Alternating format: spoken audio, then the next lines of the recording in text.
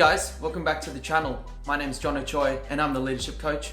In my channel, I aim to share the frameworks and strategies to help you lead yourselves and your teams to victory. In today's video, we're going to be exploring the concept of leadership versus management. It's really interesting to see that there are many more cases of managers who aren't good leaders than leaders who aren't good managers. And I think the big reason for this is that businesses celebrate metrics and they want tangible results for their business moving forward. And management is the machine that ensures that people are doing the right things and deliverables are being completed on time for the business to move forward.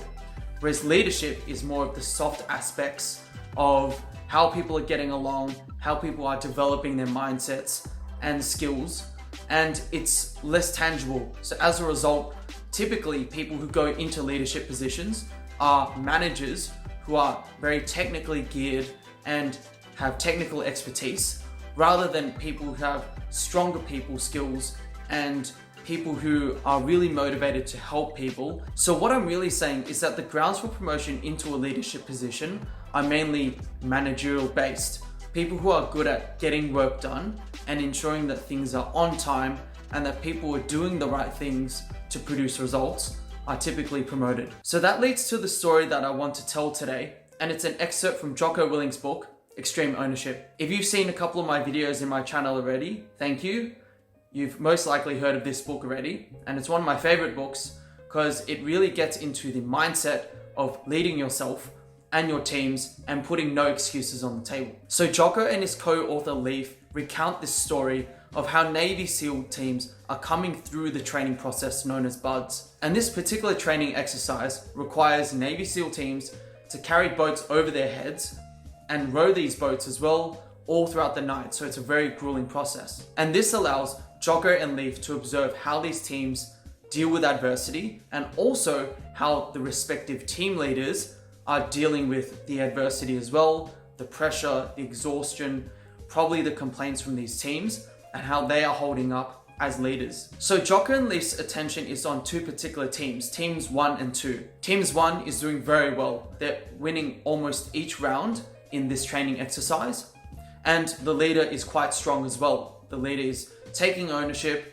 leading the team, explaining how things should be done properly, and ultimately empowering their team to make decisions. Then we have team 2. Team 2 is struggling.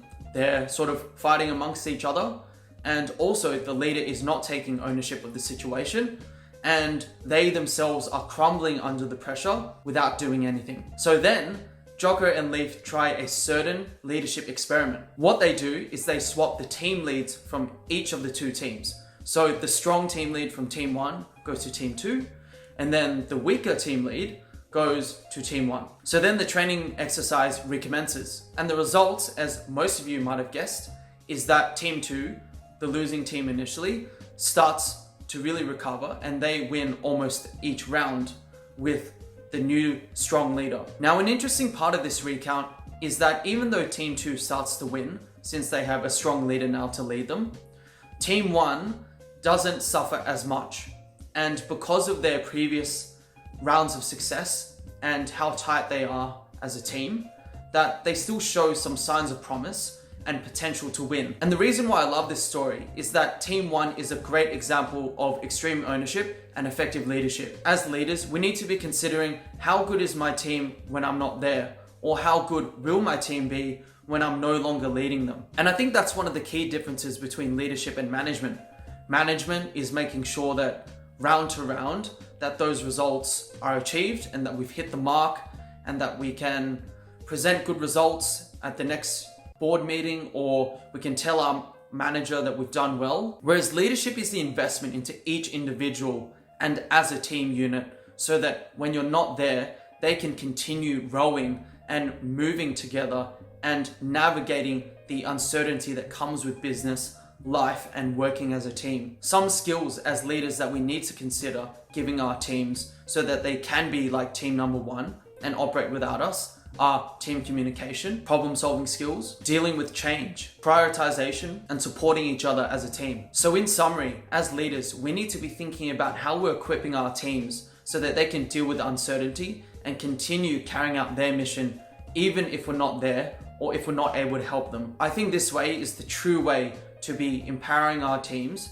and to be leading them to success, which in turn will make ourselves successful. But it really starts with wanting to make our teams great first. So I'd love to hear, what did you think about my leadership story today? And if you have any leadership questions, feel free to drop them in the comments below. Otherwise, I'll see you in the next video. Thanks for watching. See ya.